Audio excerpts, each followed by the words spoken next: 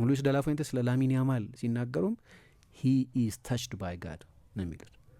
በፈጣሪ በቃ የሆነ የተሰጠው ነገር አለ ብለው የተቀባ እንደሚባለው ልክ እንደዛ አይነት ነው ብለው ያምናሉ። እኔ ሁል ጊዜ ይችኛዋ ጉዳይ ግራ ትገባኛለች። ምክንያቱም አሁን የላሚን ያማል በጣም ትልልቅ ቪዲዮ አሁን የ2000 መቼ ነው 2019 ላይ በኒውዮርክ የተደረገው የባርሴሎና እና የሪያል ማድሪድ ጨዋታ ላይ ቪዲዮ ሙሉ ጌሙ አለ እና አሁን የሚጫወተው በ11 ዓመቱ 12 ዓመቱ እና ከዛ በፊት ነው የተማረው ማለት ነው። ልክ ነው። ከውሾቼ ጋር ከሁለት ውሾቼ ጋር ለማመድ ነበር። የሮናልዲኞን የሜሲን ኔይማርን ክሊፖች አጠና ነበር እንደዚህ ይላል። ግን በ7 ዓመቱ አሁን እንደሚጫወተው ነው የሚጫወተው።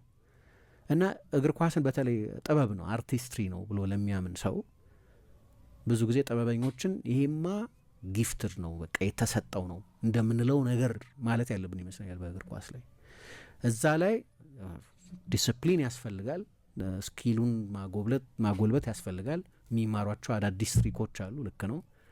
ግን ስታየው የተቀባም ይመስል እና 10 ዓመቱ ላይ ባርሰሎና ለዛ ነው እርግጠኛ የነበረው።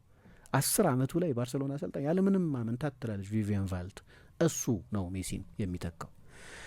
ስሙ የናኘው ግን ልክ እንዳሁኑ እንደ ዓለም ዋንጫ ባለ ትልቅ ውድድር ላይ ነው። ያኔ እናነሳው ነበር።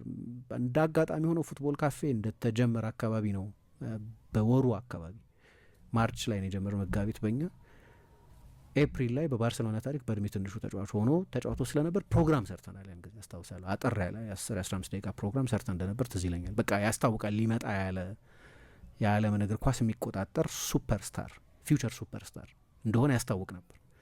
የሚቀጥለው የውድድር ዘመን ላይ 51 ጨዋታ ተጫዋቶ ነው ወደ አውሮፓ ዋንጫ ሄደው። ስለዚህ የበለጠ ቤተኛ መሆን ጀምሯል። የቻምፒየንስ ሊግ የሩብ ፍጻሜ ጨዋታ የሚጀምር ኤል ክላሲኮዎችን የሚጀምር ለስፔን ብሔራዊ ቡድን የተጠራ ለስፔን ብሔራዊ ቡድን በትንሽ እድሜው በመጫወትም በትንሽ እድሜው ጎል በማስቆጠርም በላሊጋውም የሬከርዱ ሊስት ብዙ ነው።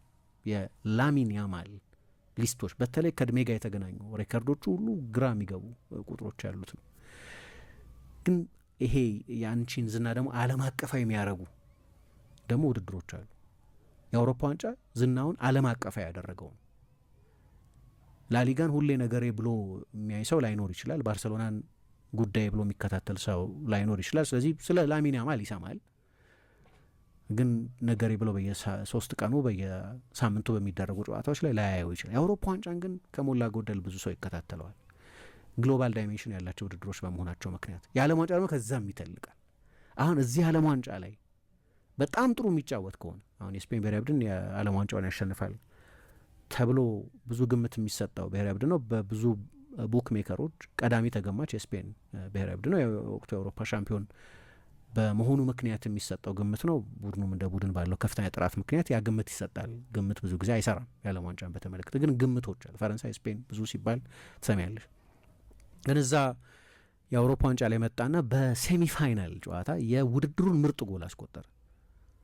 የፍጻሜው ጨዋታ ላይ ደግሞ የመጀመሪያውን ጎል ኒኮ ዊሊያምስ ነው እንግሊዝ ላይ ያስቆጠረው። ለሱ ደግሞ አሲስት ሰጠ። 4 አሲስቶች ነበሩት እዛ የአውሮፓ ዋንጫ ላይ።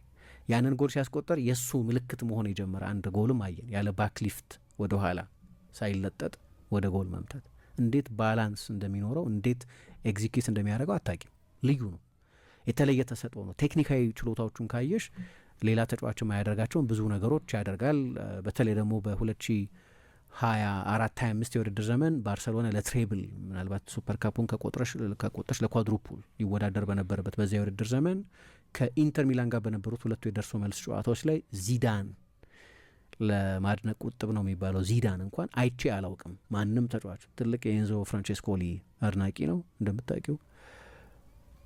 የማንኛውንም በዛ እድሜ ብቻ ሳይሆን በየትኛውም እድሜ ያለን ተጫዋች በቻምፒየንስ ሊግ ሴሚፋይናል ደረጃ እንደዚህ ጨዋታ ሲዶሚኔት ሲያደርግ አይቻል አውቅም አለ። እነዛ 210 ደቂቃዎች የላሚን ያማል ኤግዚቢሽኖች ነው የነበሩ።